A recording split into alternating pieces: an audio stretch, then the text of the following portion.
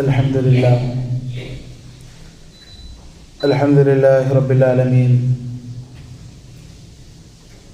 نحمده ونستعينه ونؤمن به ونتوكل عليه ونعوذ بالله من شرور أنفسنا ومن سيئات أعمالنا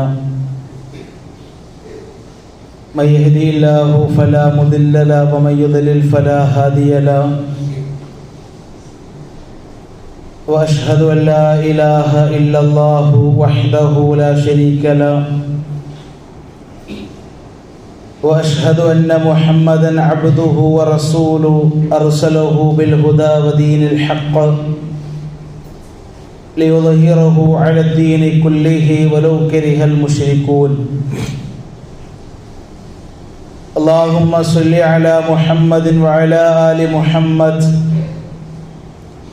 كما صليت على إبراهيم وعلى آل إبراهيم إنك حميد مجيد اللهم بارك على محمد وعلى آل محمد كما باركت على إبراهيم وعلى آل إبراهيم إنك حميد مجيد أما بعد فإن خير الحديث كتاب الله وخير الهدي هدي محمد صلى الله عليه وسلم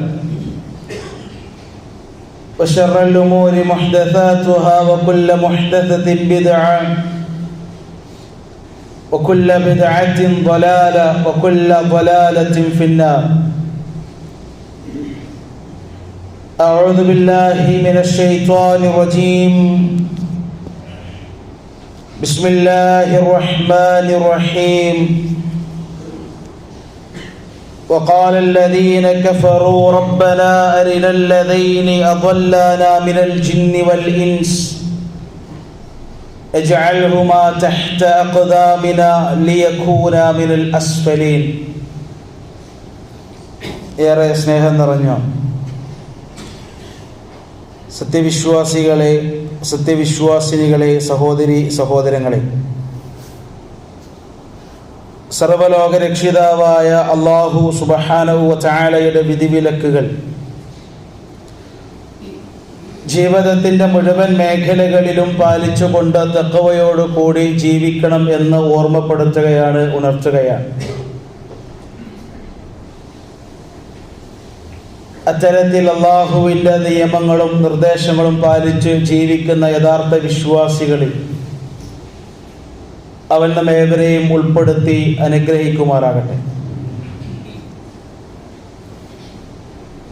കഴിഞ്ഞ 2 ആഴ്ചകൾക്ക് മുമ്പ് നമ്മുടെ മക്കളുമായി ബന്ധപ്പെട്ട ഒരു വിഷയം ഖുതുബയിൽ സൂചിപ്പിച്ചിരുന്നു. അവധിക്കാലം ആയതിനാൽ നമ്മുടെ മക്കളാകുന്ന, നമ്മുടെ കണ്ണിന് കുളിർമയേകുന്ന നമ്മുടെ സന്താനങ്ങൾ, അവര് നമ്മുടെ കൈവശം ഒരു അമാനത്തായിക്കൊണ്ട് അല്ലാഹു സുബ്ഹാനഹു വ തആല ഏൽപ്പിച്ചതാണെന്നും ആ അമാനത്ത് കൃത്യമായി നിർവഹിക്കുവാൻ രക്ഷിതാക്കൾ പ്രത്യേകമായി ശ്രദ്ധിക്കണമെന്നും ആ വിഷയത്തിൽ താല്പര്യം കാണിക്കാത്ത പക്ഷം വിശ്വാസപരമായി അമാനത്തെന്ന ഉത്തരവാദിത്വത്തെ നിർവഹിക്കാത്തവരായിക്കൊണ്ട് ആ രക്ഷിതാക്കൾ മാറും എന്നും നമ്മൾ സൂചിപ്പിച്ചിരുന്നു.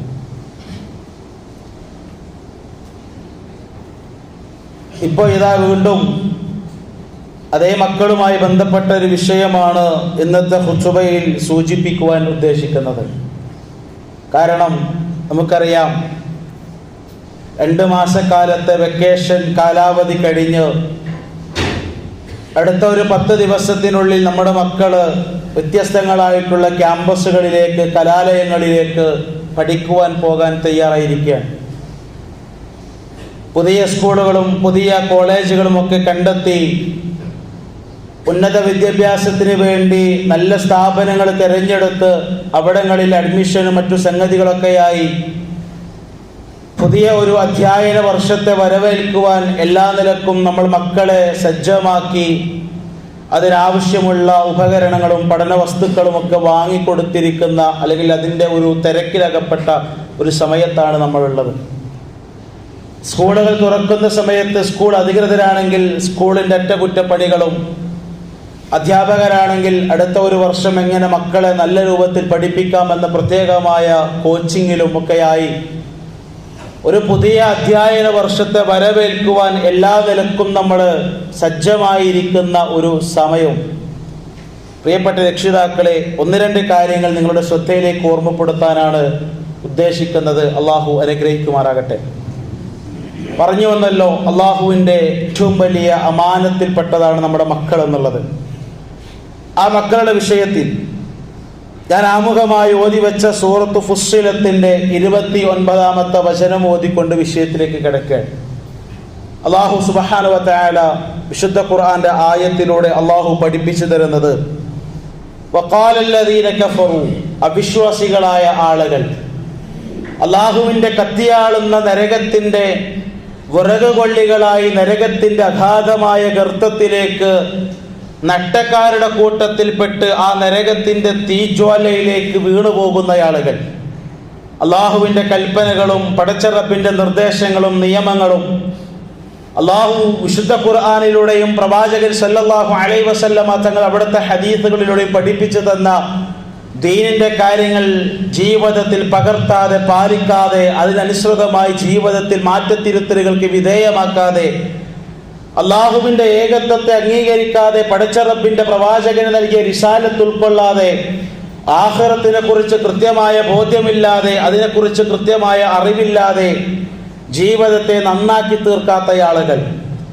ആ ആളുകളെ അള്ളാഹു സുബ്ഹാനഹു വ തആല നരകത്തിലേക്ക് അവർക്ക് വിധി എഴുതുന്ന സമയത്ത് ആ ആളുകൾ അള്ളാഹുവിനോട് പറയാണ്, വഖാലല്ലദീന കഫറു, അവിശ്വാസികളായ നരകാഗ്നിയുടെ ഇരകളായി തീരുന്ന ആ ആളുകൾ അള്ളാഹുവിനോട് പറയാണ്, റബ്ബന, ഞങ്ങളുടെ റബ്ബേ. പരലോകത്ത് പടച്ച റബ്ബിനോട് ആശങ്കപ്പെടുന്ന, ആവലാതിപ്പെടുന്ന രംഗം അള്ളാഹു പറയാൻ, റബ്ബന.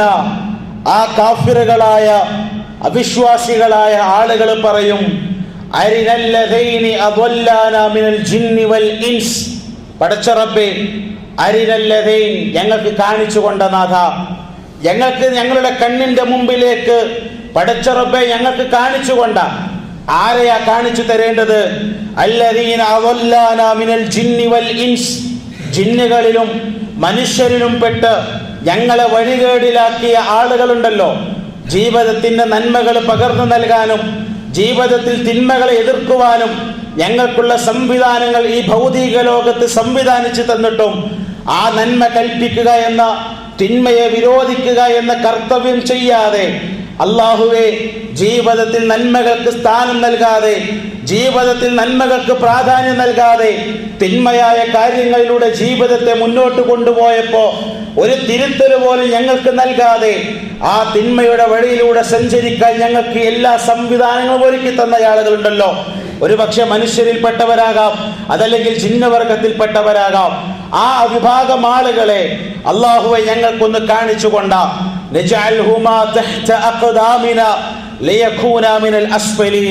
ഈ കത്തിയാളുന്ന നരകത്തിന്റെ തീജ്വാലയുടെ ഇരയായി തീരുവാൻ, ഈ നട്ടക്കാരുടെ കൂട്ടത്തിൽ പെടാൻ ഞങ്ങൾ കാരണക്കാരനായവർ, ആ തിന്മകൾക്ക് ഞങ്ങൾ പ്രേരിപ്പിച്ചവരാൻ, അവരെ ഞങ്ങൾ ഞങ്ങളുടെ കാലിന്റെ ചുവട്ടിലിട്ട്, അല്ലാഹുവേ, ഞങ്ങളുടെ കാലുകൊണ്ട് അവരൊന്ന് ചവിട്ടട്ടെ എന്ന് പരലോകത്ത് നരകത്തിലേക്ക് വിധി എഴുതുന്ന, അവസാനത്തെ വിധിയും നരകത്തിലേക്ക് എഴുതിയിട്ടുള്ള കാഫിറുകളായ ആളുകൾ പടച്ച റബ്ബിന്റെ മുമ്പിൽ എഴുന്നേറ്റ് നിന്ന് പറയുമെന്ന് വിശുദ്ധ ഖുർആന്റെ ആയത്ത് നമുക്ക് പഠിപ്പിച്ചു തരികയാണ്.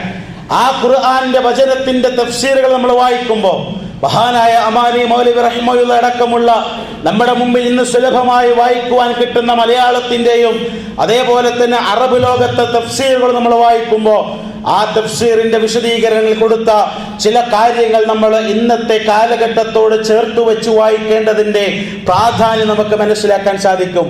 അള്ളാഹുവിന്റെ വിശുദ്ധ ഖുർആൻ സൂറത്ത് ഫുസ്സിലത്തിന്റെ 29ാമത്തെ ഈ വചനത്തെ വിശദീകരിച്ചുകൊണ്ട് മഹാന്മാരായ പണ്ഡിതന്മാർ പഠിപ്പിച്ചു തന്നു, മക്കളെ സംബന്ധിച്ചിടത്തോളം, അതല്ലെങ്കിൽ കാഫിറുകളായ ആളുകളെ സംബന്ധിച്ചിടത്തോളം, ആ കൂട്ടത്തിൽ നമ്മുടെ പ്രിയപ്പെട്ടവരോ നമ്മുടെ വേണ്ടപ്പെട്ടവരോ ഒരുപക്ഷെ നമ്മുടെ മാതാപിതാക്കളോ അതല്ലെങ്കിൽ നമ്മുടെ സന്താനങ്ങളോ ആ നരകത്തിലേക്ക് വിധിയെഴുതുന്ന ആളുകളുടെ കൂട്ടത്തിലുണ്ടെങ്കിൽ ഒരുപക്ഷെ ആ ആളുകൾ നരകത്തിലേക്ക് പോകാൻ കാരണക്കാരൻ അവരുടെ മാതാപിതാക്കളാണെങ്കിൽ പരലോകത്ത് മാതാപിതാക്കളുടെ മുഖത്ത് ചവിട്ടുവാൻ അള്ളാഹുവിനോട് ആ മക്കൾ അനുവാദം ചോദിക്കുന്ന ഒരു സന്ദർഭത്തെ കുറിച്ച് നമ്മൾ ഒന്ന് ആലോചിച്ച് നോക്കുക. എങ്ങനെ ഉണ്ടാകും? നമ്മൾ പോറ്റി വളർത്തിയ നമ്മുടെ മക്കൾ, നമ്മൾ സമ്പത്ത് കൊടുത്ത് പഠിപ്പിച്ച നമ്മുടെ മക്കൾ, നമ്മുടെ ജീവിതത്തിന്റെ സന്തോഷത്തിന്റെ നിമിഷങ്ങൾ മുഴുവൻ അവർക്ക് വേണ്ടി മാറ്റിവെച്ചത്, രാത്രിയും പകലൊന്നും വ്യത്യാസമില്ലാതെ, രാവും പകലും വ്യത്യാസമില്ലാതെ, ചൂടും തണുപ്പും വ്യത്യാസമില്ലാതെ, കത്തിയാളുന്ന സൂര്യന്റെ 45 ഡിഗ്രി സെൽഷ്യസ് ചൂട് അതെനിക്കൊരു പ്രശ്നമല്ല എന്ന് പറഞ്ഞ് ഈ ചൂടത്ത് നമ്മൾ പണിയെടുത്തത് ആ മക്കൾക്ക് വേണ്ടിയിട്ടാണ്. കോരിച്ചൊരിയുന്ന മഴയത്ത് റോഡിന്റെ ഇരുഭാഗങ്ങളിലും വെള്ളം നിറഞ്ഞു പൊന്തിയപ്പോഴും ആ മക്കളെ ഓർത്തിട്ട നമ്മൾ നമ്മുടെ സ്കൂട്ടർ എടുത്ത് മഴക്കോട്ട് ധരിച്ച് കൊട ചൂടിയിട്ട് നമ്മുടെ ജോലി സ്ഥലങ്ങളിലേക്ക് വാപ്പമാര് നമ്മൾ പോയത് മക്കളെ വിചാരിച്ചിട്ടാണ്. പക്ഷെ ആ മക്കൾ നാളെ പരലോകത്ത് അള്ളാഹിനോട് പറയാ, പടച്ചോനെ, ഞാൻ ഈ നരകത്ത് പോകാനുള്ള കാരണം, ഈ കത്തിയാളുന്ന നരകത്തിന്റെ അഗ്നിക്കിരയാകാനുള്ള കാരണം അല്ലാ, ആ നിക്കള എന്റെ വാപ്പയാണ്, ആ നിൽക്കുന്ന എന്റെ ഉമ്മയാണെന്ന് പറഞ്ഞാൽ ആ വാപ്പയുടെ മുഖത്ത്, ആ ഉമ്മയുടെ മുഖത്ത്, പടച്ചോനെ ഞാനൊന്ന് ചവിട്ടട്ടെ, എന്നെ നരകക്കാരുടെ കൂട്ടത്തിൽ, എന്നെ നഷ്ടക്കാരുടെ കൂട്ടത്തിൽ പെടുത്തിയത് അള്ളാഹുവേ അവരാണ് എന്ന് നമ്മുടെ വാപ്പക്ക് നമുക്ക് നേരെ ചൂണ്ടിയിട്ട് മക്കൾ പറയേണ്ടി വന്നാൽ ആ ഹതഭാഗ്യവരെക്കാൾ വേറെ വഴിപിയച്ചവർ, അവരെക്കാളും ഹതഭാഗ്യവർ വേറെ ആരാ ലോകത്തുള്ളത്? പ്രിയപ്പെട്ടവരെ, ഒരു പുതിയ അധ്യയനം വർഷം ആരംഭിക്കുമ്പോൾ ഇത് സൂചിപ്പിച്ചത് എന്തിനാണെന്നറിയോ? ഭൗതികമായ പഠനത്തോടൊപ്പം നമ്മുടെ മക്കളെ സംബന്ധിച്ചിടത്തോളം മതപരമായ വിജ്ഞാനങ്ങൾക്ക് നമ്മൾ പ്രാധാന്യം കൊടുക്കണം. അള്ളാഹുവിന്റെ ദീനിനെ കുറിച്ചുള്ള ബോധ്യം നമ്മുടെ മക്കളിൽ ഉണ്ടാകണം. മഹാനായ ലുഖ്മാൻ അൽ ഹക്കീം അലൈഹിസ്സലാം അദ്ദേഹം തന്റെ മകനെ വിളിച്ചുപദേശിക്കുന്ന ചില ഉപദേശങ്ങൾ വിശുദ്ധ ഖുർആനിലുണ്ട്. ഞാൻ മുമ്പ് സൂചിപ്പിച്ചിരുന്നു, അങ്ങനത്തെ ഒരു ഉപദേശം നമ്മുടെ മക്കൾക്ക് നമ്മൾ കൊടുത്തിട്ടുണ്ടോ? പൊന്നുമോനെ, അള്ളാഹുവിൽ നിന്ന് ശിർക്ക് ചെയ്യല്ല കേട്ടോ. ഒരുപാട് സാഹചര്യങ്ങൾ നമ്മുടെയൊക്കെ മക്കൾ ക്യാമ്പസ് പഠിക്കും, നമ്മൾ വിചാരിക്കും കുട്ടികളോട് എന്തിനാ ശിർക്കിനെ കുറിച്ച് പറയണതാ, എന്തിനാ കുട്ടികൾക്ക് ഈ ശിർക്കിനെ കുറിച്ചുള്ള വസീയത്ത് കൊടുക്കുന്നത്, എന്തിനാ?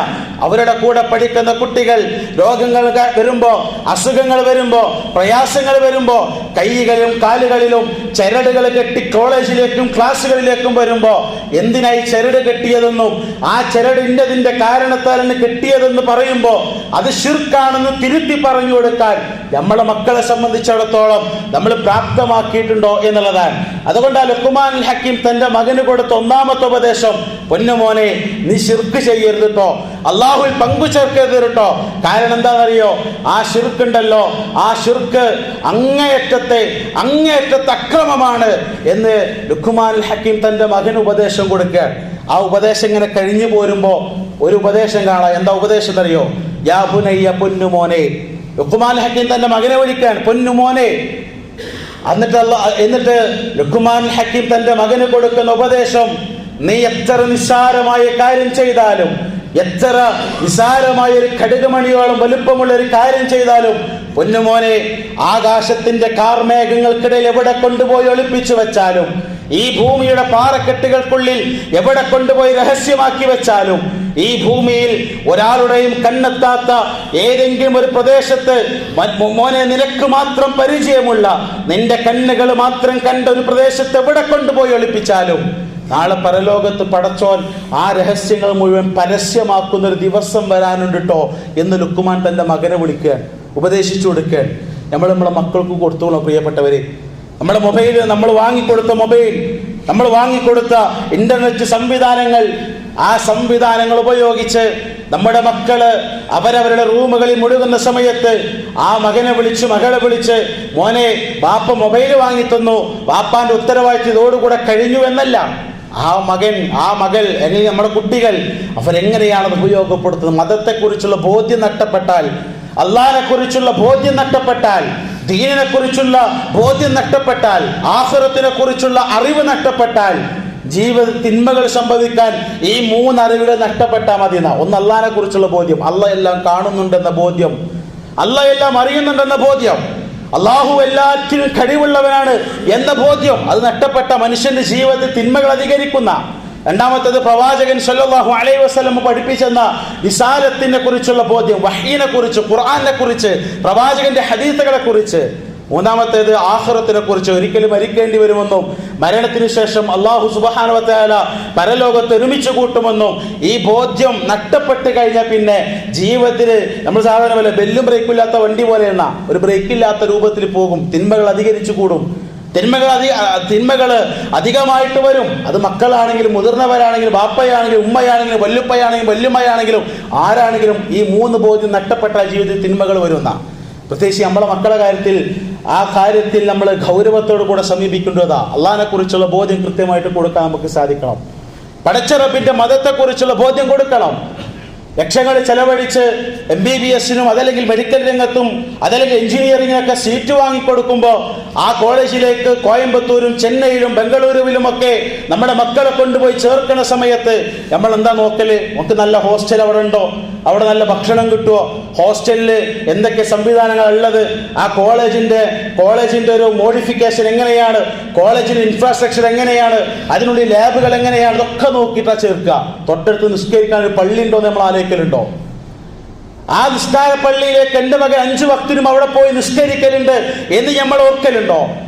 ഒരു വാപ്പാനെ സംബന്ധിച്ചിടത്തോളം എൻ്റെ മകൻ ഞാൻ പറയാതെ തന്നെ അവിടെ പോകും എന്നൊരു വാപ്പാക്ക് തൻ്റെ മകനെ കുറിച്ച് ഉറപ്പ് പറയാൻ സാധിച്ചാൽ ആ മകൻ നല്ലവനാ, ആ ബാപ്പ ഉത്തരവാദിത്തം നിർവഹിച്ചവനാ.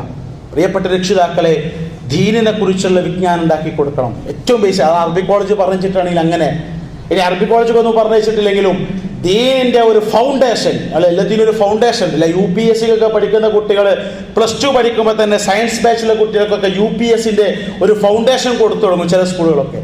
എന്തിനത് കൊടുക്കുന്നത്? ആ ഫൗണ്ടേഷൻ കിട്ടിയാലേ അവർ ബാക്കിയുള്ള അതിൽ ഇങ്ങനെ പടുത്തുയർത്തി കൊണ്ടുപോകുള്ളൂ എന്നുള്ളതുകൊണ്ടാണ്. ദീനിന്റെ ഫൗണ്ടേഷൻ നമ്മൾ കൊടുക്കണം. അത് കിട്ടേണ്ടത് ഉപ്പമാരടുത്തുനിന്ന് ഉമ്മമാരടുത്തുനിന്നാണ്. അത് കൊടുക്കേണ്ടത് നമ്മളാണ്.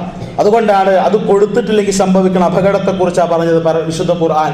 പരലോകത്തെ നമ്മൾ ഖേദിക്കേണ്ടി വരും, പരലോകത്തെ നമ്മൾ ഖേദിക്കേണ്ടി വരും.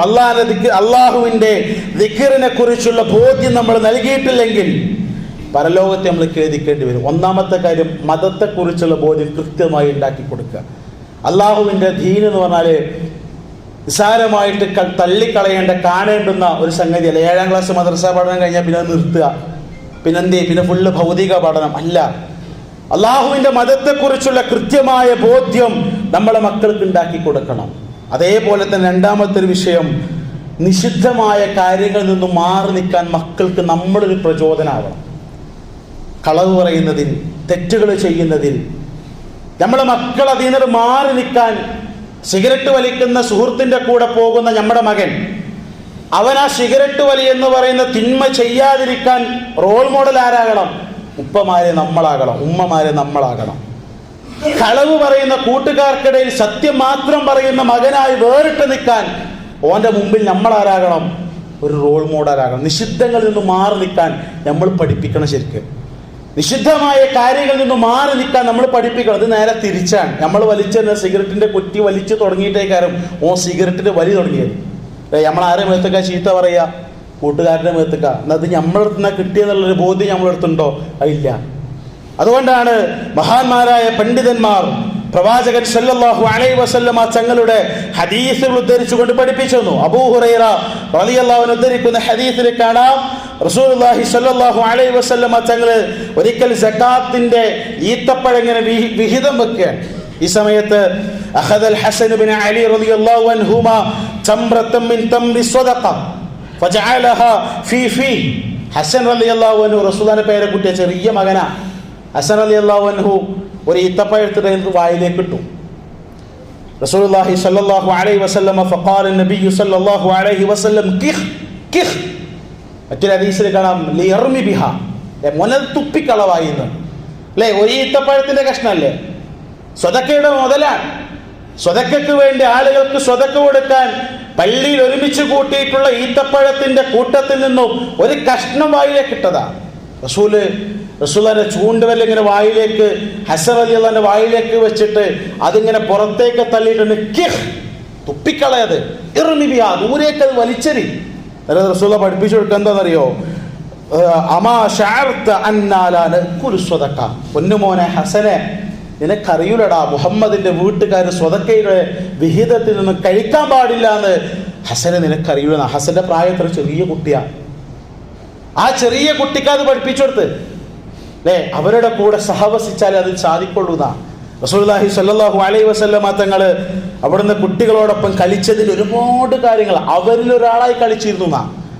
റസൂലുള്ളാഹി സ്വല്ലല്ലാഹു അലൈഹി വസല്ലമ തൻ്റെ പ്രിയപ്പെട്ട പേരക്കുട്ടികൾ ഹസൻ റളിയല്ലാഹു അൻഹുവിന്റെയും ഹുസൈൻ റളിയല്ലാഹുവിന്റെ മുമ്പിലൊക്കെ റസൂൽ നാവ് ഇങ്ങനെ നീട്ടി വെക്കുന്ന, നാവ് പുറത്തേക്ക് ഇട്ടിങ്ങനെ വെക്കും.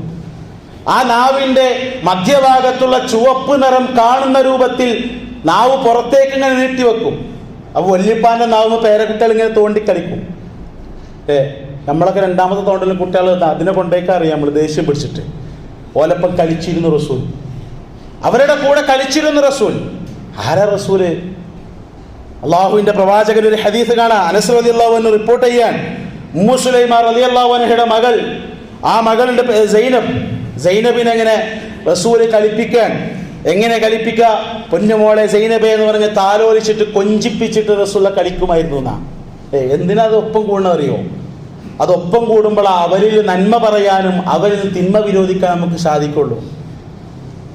അവരിൽ നിന്ന് നന്മ പറയാനും അതേപോലെ തന്നെ അവരിലുള്ള തിന്മകളെ വിരോധിക്കാൻ നമുക്ക് സാധിക്കും അവരുടെ കൂടെ കൂടുമ്പോഴാണ്. നമ്മളെന്തോ വലിയ സംഭവമാണ്, വാപ്പനെ കണ്ട മകൻ മുണ്ടൂല, മകനെ കണ്ട വാപ്പ മുണ്ടൂല, ഇത് രണ്ടും എന്തോ വേറെ രണ്ട് ധ്രുവങ്ങളിൽ താമസിക്കണ പോലെ അല്ല. നമ്മുടെ മക്കള് ആ രൂപത്തിൽ നമ്മൾ വളർത്തിക്കൊണ്ടുവരണം. പ്രത്യേകിച്ച് ഒരു പുതിയ കാലഘട്ടം, പുതിയ ഒരു അധ്യയന വർഷം ആരംഭിക്കുകയാണ്. പ്രവാചകൻ സല്ലല്ലാഹു അലൈഹി വസല്ലമ ഉമ്മ ഖാലിദ് ബിൻത് ഖാലിദ് എന്ന് പറയുന്ന സഹാബി ധരിക്കുന്ന ഹദീസിൽ കാണാം, ഞാനൊരു ചെറിയ മഞ്ഞക്കുപ്പായം ധരിച്ച് റസൂലുള്ളാഹി സല്ലല്ലാഹു അലൈഹി വസല്ലമയുടെ അടുക്കലേക്ക് എൻ്റെ പിതാവിൻ്റെ കൂടെ പോയി. അപ്പോൾ റസൂലുള്ളാഹി എന്നെ നോക്കിയിട്ട് പറഞ്ഞു സനാ സനാ എന്ന് പറഞ്ഞു. സനാ എന്ന എത്യോപ്യൻ ഭാഷയിൽ ഭംഗിയുള്ള ഒരു വസ്ത്രം എന്നുള്ള അർത്ഥത്തിൽ പ്രയോഗിക്കുന്ന പദമാണ്. അള്ളാഹുവിന്റെ റസൂൽ അതിങ്ങനെ പ്രയോഗിച്ചു എന്നാ. ഇതിന് ഉമ്മ ഖാലിദ് ബിൻത് ഖാലിദ് പറയാണ്, ഞാൻ ആ സമയത്ത് ചെറിയ കുട്ടിയാണ്. ഞാൻ റസൂലുള്ളാഹി സ്വല്ലല്ലാഹു അലൈഹി വസല്ലമ തങ്ങളുടെ ശരീരത്തിലുള്ള ആ പ്രവാചക മുദ്രയുണ്ടല്ലോ, ആ പ്രവാചക മുദ്ര അങ്ങനെ തൊട്ട് കളിച്ചിരുന്നു എന്നാ. അപ്പൊ ഈ ഉമ്മ ഖാലിദ് ബിൻത് ഖാലിദിന്റെ വാപ്പ പറയും, അതിനൊന്ന് കൈയെടുക്കടി, അത് റസൂലുള്ളാഹി സ്വല്ലല്ലാഹു അലൈഹി വസല്ലമ തങ്ങളുടെ പ്രവാചക മുദ്രയല്ലേ. അപ്പൊ റസൂൽ പറഞ്ഞു, ചെറിയ കുട്ടിയല്ലേ, അവള് കളിക്കട്ടെ എന്നാണ്. എത്ര സുന്ദരമായ സമീപനമാണ് റസൂലുള്ളാഹി സ്വല്ലല്ലാഹു അലൈഹി വസല്ലം മക്കളോട് നടത്തിയിരുന്നത്. അതുകൊണ്ടാണ് പണ്ഡിതന്മാർ പഠിപ്പിച്ച ആദ്യത്തെ 7 കൊല്ലം രക്ഷിതാക്കളെ തർബിയത്തിലെ മക്കൾ വളരേണ്ടത്. പിന്നത്തെ 7 കൊല്ലം അവരുടെ കൂടെ കളിച്ചു നടക്കണം നമ്മൾ. പിന്നത്തെ 7 കൊല്ലം അവർക്ക് ഉപദേശ നിർദ്ദേശങ്ങൾ നൽകണം. 21 വയസ്സായി, ആ 21 വയസ്സ് വരെ മക്കളെ മുഴുവൻ കാര്യം നമ്മളെ നോക്കേണ്ടി രക്ഷിതാക്കള് അല്ലേ. അതുകൊണ്ട് പ്രിയപ്പെട്ടവരെ, ഒരു പുതിയ അധ്യയന വർഷം ആരംഭിക്കുമ്പോൾ നമ്മുടെ മക്കൾ വലിയ പ്രതീക്ഷകളാണ്. ലോകത്ത് ഏറ്റവും കൂടുതൽ ടെൻഷൻ അടിക്കുന്ന വിഭാഗം നമ്മളെ മക്കളേക്കാരും. എന്തേ കാരണം എന്നറിയോ? പഠനത്തിൻ്റെ വിഷയത്തിൽ ഞാൻ ഒന്ന് ബാക്കിലേക്ക് മാറിയാൽ മാനസികമായിട്ട് വീട്ടുകാരുടെ, ഒരുപക്ഷെ ഉമ്മയുടെ ഉപ്പയുടെ പോലും വാക്കുകൾ എത്ര മക്കളുടെ ജീവൻ ഒടുക്കിയിട്ടുണ്ട്. പരീക്ഷയിൽ ഒരല്പം മാർക്ക് കുറഞ്ഞ പേരിൽ എത്ര രക്ഷിതാക്കൾ മക്കളെ ചീത്ത പറഞ്ഞിട്ടുണ്ട്. ആ ചീത്തയൊക്കെ അവരുടെ ജീവിതത്തിൽ വലിയ ഇമ്പാക്റ്റ്, ഒരു ബാക്കിക്ക് നിൽക്കാനുള്ള ഒരു പ്രചോദനം ഉണ്ടാവുള്ളൂ, മുന്നിക്ക് ചാടുകൾ ഉണ്ടാവില്ല. അതുകൊണ്ട് നല്ല രൂപത്തിൽ അവരോട് സഹവസിക്കണം, നല്ല ക്യാമ്പസുകൾ തിരഞ്ഞെടുക്കണം, നല്ല വിദ്യാഭ്യാസം കൊടുക്കണം. കൂട്ടത്തിൽ പടച്ച റബ്ബിനെ കുറിച്ചുള്ള ബോധ്യം നഷ്ടപ്പെടുത്താത്ത രൂപത്തിൽ അള്ളാഹുവിൻ്റെ മതത്തെ മുറുകെ പിടിക്കുന്ന ഒരു ഉറപ്പോടുകൂടെ അതിനുള്ള എല്ലാ സംവിധാനങ്ങളും നമ്മൾ കൊടുത്തേ പറ്റൂ. അത് കൊടുത്തിട്ടില്ലെങ്കിൽ ചെറിയ പ്രയാസം വരുമ്പോഴേക്കും മക്കൾ ജീവനൊടുക്കും. എന്തേ കാരണം എന്നറിയോ? ജീവിതത്തിൽ പ്രതീക്ഷ നഷ്ടപ്പെട്ടവരായിട്ട് മാറും. പ്രാർത്ഥനകൾക്ക് ഉത്തരം കിട്ടുന്നില്ലെന്ന് അവർക്ക് തോന്നും. അള്ളാഹു എൻ്റെ കൂടെ ഇല്ലേ എന്നവർക്ക് തോന്നും. ആരാ എനിക്കുള്ളത് എന്നവർക്ക് തോന്നും. ആ തോന്നൽ മതിയാകും ചിലപ്പം ഒരു കയറിൻ്റെ കഷ്ണം എടുത്തിട്ട് ജീവനൊടുക്കാൻ. നമ്മൾ കാരണമാണ്. അതുകൊണ്ടാണ് വിശുദ്ധ ഖുർആൻ പറഞ്ഞത്, അങ്ങനെ നരകത്ത് പോണ കാഫിറുകളായ ആളുകൾ ഉമ്മയെന്നോ വാപ്പയെന്നോ വ്യത്യാസമില്ലാതെ വഴി പിഴപ്പിച്ചവരാരാണോ അവരെ ചവിട്ടി മതിക്കുന്ന. നന്മ പറയാനും തിന്മ വിരോധിക്കാനൊക്കെ ഒരുപാട് സംവിധാനങ്ങൾ നമ്മുടെ നാട്ടിലുണ്ട്. നമ്മുടെ മക്കളെയൊക്കെ ദീന് പഠിപ്പിക്കാൻ ഇവിടെ ഈ പള്ളി ആസ്ഥാനമായിട്ട് പ്രവർത്തിക്കുന്ന സിയാറികളുണ്ട്. എല്ലാ ആഴ്ചയിലും ഒരു ദിവസം ദീന് പറഞ്ഞു കൊടുക്കുന്ന ഒരു സംരംഭം. നമ്മൾ മക്കളെ അതിന് കൊണ്ടുവന്നാക്കണം. എല്ലാ വെള്ളിയാഴ്ചകളിലും ഇവിടെ ഈ പള്ളിയുടെ മുകളിൽ ഖുർആൻ ക്ലാസ് നടക്കുന്നു. 2 ആഴ്ച നമ്മളത് പള്ളി എന്ന് പറഞ്ഞു. ഇനിയും അതിന് വരാത്ത ആളുകളുണ്ടെങ്കിൽ ഇന്നു മുതൽ മക്കളെയും കൂട്ടി വരണം. ഖുർആൻ പഠിക്കട്ടെ. സയൻസും ബയോളജി കെമിസ്ട്രിയും ഫിസിക്സും മാത്തമാറ്റിക്സും സോഷ്യൽ സയൻസും ഹിസ്റ്ററിയും എല്ലാം ജിയോഗ്രഫിയൊക്കെ പഠിക്കണ കൂട്ടത്തിൽ എൻ്റെ കുട്ടി കുറിച്ച് ഖുർആൻ പഠിക്കട്ടെ. ആ ഖുർആൻ ഓതാൻ എൻ്റെ കുട്ടിക്കറിയോ? നമ്മൾ പഠിപ്പിച്ചു കൊടുക്കണം. അല്ല, സംവിധാനങ്ങളുണ്ട്, ഉപയോഗപ്പെടുത്തി കൊടുക്കണം. ഈ നിലക്ക് മാതാപിതാക്കളുടെ നിലക്ക് പുതിയൊരു അധ്യയന വർഷത്തിലേക്ക് പ്രവേശിക്കുന്ന സമയത്ത് മക്കളുടെ വിഷയത്തിൽ കൂടുതൽ ഗൗരവത്തോടു കൂടെ ആലോചിക്കുകയും ആ അമാനത്ത് കൃത്യമായി നിർവഹിക്കുവാൻ നമ്മളിൽ കഴിയുന്ന രൂപത്തിൽ പണിയെടുക്കുകയും ചെയ്യണം എന്ന് ഓർമ്മപ്പെടുത്തുന്നു. അല്ലാഹു സുബ്ഹാനഹു വ തആല എല്ലാവിധ തൗഫീഖും നൽകി അനുഗ്രഹിക്കുമാറാകട്ടെ.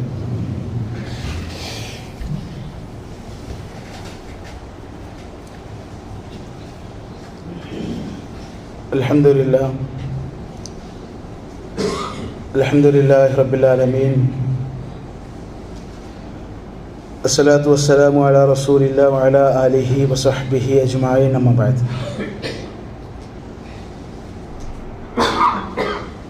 അല്ലാഹുവിൻ്റെ നിയമങ്ങളും നിർദ്ദേശങ്ങളും ജീവിതത്തിൽ പാലിക്കണമെന്നൊരിക്കൽ കൂടെ ഓർമ്മപ്പെടുത്തുകയാണ്, ഉണർത്തുകയാണ്. അല്ലാഹുവിൻ്റെ ദീനിനെ കുറിച്ചുള്ള വിജ്ഞാനം എന്നുള്ളത്, ആ വിജ്ഞാനം നേടുക എന്നുള്ളത് വലിയ പുണ്യമുള്ള ഒരു കാര്യമാണ്. മതപരമായ ജ്ഞാനമുള്ളവരാവുക എന്നുള്ളത്. മരണപ്പെട്ട മനുഷ്യൻ്റെ മയ്യത്ത് ഖബറിലേക്ക് ഇറക്കി വെച്ച് അവിടം തൊട്ട് ആ മതവിജ്ഞാനം അവൻക്ക് ഉപകാരപ്പെട്ടു തുടങ്ങും എന്ന് റസൂലുള്ളാഹി സ്വല്ലല്ലാഹു അലൈഹി വസല്ലമ തങ്ങളുടെ ഹദീസ് നമുക്ക് കാണാൻ സാധിക്കും. ഒരാൾ മരണപ്പെട്ടാൽ അവൻ്റെ എല്ലാ പ്രവർത്തനങ്ങളും മുറിഞ്ഞു പോകും. ഇല്ലാ സലാസൻ, 3 ഒഴിച്ച്. ഒന്നാമത്തേത് ഇൽമുൻ യുൻതഫഉ ബിഹി, അവന് ഉപകാരപ്പെടുന്ന അള്ളാഹിൻ്റെ ദീനിനെ കുറിച്ചുള്ള വിജ്ഞാനമാണ്. രണ്ടാമത്തേത് വവലദുൻ സ്വാലിഹുൻ യദ്ഉ ലഹു, അവന് വേണ്ടി പ്രാർത്ഥിക്കുന്ന മക്കളാണ്. മൂന്നാമത്തേത് സ്വദഖത്തുൻ ജാരിയ, എന്നും നിലനിൽക്കുന്ന സ്വദഖകളാണ്. ഈ 3 കാര്യങ്ങളാണ് പിന്നീട് അവനെ ഖബറിലേക്ക് പുണ്യമായിക്കൊണ്ട് അവന് ലഭിച്ചുകൊണ്ടിരിക്കുക. ബാക്കിയുള്ളൊന്നും ലഭിക്കൂല. നമ്മൾ സർട്ടിഫിക്കറ്റും മറ്റു സംഗതികളൊക്കെ ഇവിടത്തോടു കൂടി കഴിഞ്ഞു. എന്നാൽ അള്ളാഹുവിൻ്റെ ദീനിനെ കുറിച്ചുള്ള വിജ്ഞാനം പരലോകത്തും അള്ളാഹുവിൻ്റെ കൈകളാൽ നേരിട്ടൊരു കിരീടം തലയിലണിച്ച് സ്വർഗത്തിലേക്ക് പറഞ്ഞയക്കുന്ന കൂട്ടത്തിൽ അവർ ചോദിക്കും, പടച്ചോനെ, എന്ത് നന്മ ചെയ്തിട്ടാ അള്ളാഹ് നീ നിൻ്റെ കൈകൊണ്ട് ഞങ്ങൾക്ക് കിരീടമണിയിച്ചത്? അള്ളാഹു സുബ്ഹാനഹു വ തആല അവർക്ക് കൊടുക്കുന്ന മറുപടി, നിങ്ങൾ നിങ്ങളുടെ മക്കളെ ദീനുള്ളവരാക്കി മാറ്റില്ല എന്നാണ്. ആ മക്കൾ നിങ്ങൾക്ക് വേണ്ടി ഇസ്തിഗ്ഫാർ നടത്തി, ആ മക്കൾ നിങ്ങൾക്ക് വേണ്ടി പ്രാർത്ഥിച്ചു, അവർ ഖുർആൻ പഠിപ്പിച്ചു കൊടുത്തു, ആ ഖുർആൻ അനുസരിച്ച് അവർ ജീവിക്കാൻ തുടങ്ങി. അള്ളാഹു പറയുന്ന മറുപടിയാണ്. നമ്മളെ മക്കൾ കാരണത്താൽ അങ്ങനെ ഒരു ഭാഗ്യം പരലോകത്ത് രക്ഷിതാക്കൾക്ക് കിട്ടാണ്ട്. ഞാൻ പറഞ്ഞു വന്നത്, മതപഠനം എന്നുള്ളത് അനിവാര്യമായി വരുന്ന ഒരു സാഹചര്യമാണ് ഇപ്പോൾ ഉള്ളത്. ദീനിനെ കുറിച്ചുള്ള ബോധ്യം നമ്മൾ ഉണ്ടാക്കി കൊടുക്കണം. അറബിക് കോളേജുകളൊക്കെ, കേരളത്തിൽ അറബിക് കോളേജുകളൊക്കെ ഇപ്പം ഇങ്ങനെ ഭയങ്കര ആശങ്കയിൽ നിൽക്കുക. എന്തേ കാരണം? ആരും അറബിക് കോളേജിലേക്കില്ല. കാരണം എല്ലാവർക്കും ഫുൾ എ പ്ലസ് ആണ്. ഫുൾ എ പ്ലസ് കിട്ടുകയെന്ന് അറബിക് കോളേജിലേക്ക് വരൂല, അല്ലേ? അങ്ങനെയൊക്കെ ഒരു കാഴ്ചപ്പാട് നമ്മുടെ സമൂഹത്തിൽ വല്ലാതെ കടന്നുകൂടിയിട്ടുണ്ട്. എന്താ ശരിക്കും നിങ്ങളൊന്ന് ആലോചിച്ച് നോക്കും, ദുനിയാവിലും ആഖിറത്തിലും ഒരേപോലെ ഉപകാരപ്പെടുന്ന ഒരു കോഴ്സുള്ളത് അറബിക് കോളേജിൽ നിന്ന് മതം പഠിക്കുക എന്നുള്ളത് വേറെന്താ ഉള്ളത്? ദുനിയാവും അവന് സുരക്ഷിതമാണ്, ആഖിറവും സുരക്ഷിതമാണ്. കാരണം പഠിക്കുന്നത് റബ്ബിനെ കുറിച്ചാണ്, മതത്തെക്കുറിച്ചാണ്, ഇസ്ലാമിനെ കുറിച്ചാണ്. അതുകൊണ്ട് പ്രിയപ്പെട്ടവരെ, നമ്മുടെയൊക്കെ മക്കളെ ആ രൂപത്തിൽ നല്ല ഒരു മഹല്ലിൽ ഒരു അറബിക് കോളേജ് പഠിക്കുന്ന ഒരാളെങ്കിലും ഉണ്ടാവുക എന്ന് പറഞ്ഞാൽ എല്ലാ നിലക്കും അത് ഖൈറാൻ. ആ നിലക്ക് നമ്മുടെയൊക്കെ മക്കളെ ദീനീപരമായിട്ട് വളർത്താനും ദീനീപരമായ സംരംഭങ്ങളിൽ നമ്മുടെ മക്കളെ പങ്കെടുപ്പിക്കാനും പരമാവധി നമ്മൾ ശ്രദ്ധിക്കണം. ഒരു കാരണവശാലും ആ വിഷയത്തിൽ ഒരു പിന്നോട്ട് നിൽക്കുന്ന ഒരവസ്ഥ നമുക്കുണ്ടാകാൻ പാടില്ല. അള്ളാഹുവിൻ്റെ ദീനാണ്, ആ ദീന് മാത്രമാണ് ഖിയാമത്ത് വരെ നിൽക്കുക. ആ ദീനാണ് പരലോകത്തും അവന് ഉപകാരമുണ്ടാവുക, ബർസഖിയായ ലോകത്തും ആ ദീന് കൊണ്ട് മാത്രമാണ് ഉപകാരം എന്ന തിരിച്ചറിവുണ്ടാകണം. ആ നിലക്ക് വിജ്ഞാനം നേടാനും മതപരമായ വിജ്ഞാനത്തെ മുൻനിർത്താനും ആ മതപരമായ വിജ്ഞാനം നേടിയെടുക്കാൻ ആവശ്യമായിട്ടുള്ള സാഹചര്യം ഉപയോഗപ്പെടുത്താൻ നമ്മൾ ശ്രമിക്കുക. അല്ലാഹു സുബ്ഹാനഹു വ തആല എല്ലാവിധ തൗഫീഖും നൽകി അനുഗ്രഹിക്കുമാറാകട്ടെ. നാഥ, അറിഞ്ഞോ അറിയാതെ ചെയ്തു പോയ ചെറുതും വലുതുമായ തെറ്റുകുറ്റങ്ങൾ അല്ലാഹുവേ ഞങ്ങൾക്ക് ഏവർക്കും പുറത്തു നൽകി അനുഗ്രഹിക്കണേ റഹ്മാനെ. നാഥ, ഞങ്ങളിൽ നിന്ന് മരണപ്പെട്ടു പോയ മാതാപിതാക്കൾ, ബന്ധുമിത്രാദികൾ, ഗുരുനാഥന്മാർ, സഹോദരി സഹോദരങ്ങൾ, ആദർശ പ്രസ്ഥാന ബന്ധുക്കൾ, നേതാക്കൾ, പണ്ഡിതന്മാർ, അല്ലാഹുവേ അവരുടെ ഖബറിടം നീ വിശാലമാക്കുകയും അവരെയും ഞങ്ങളെയും നീ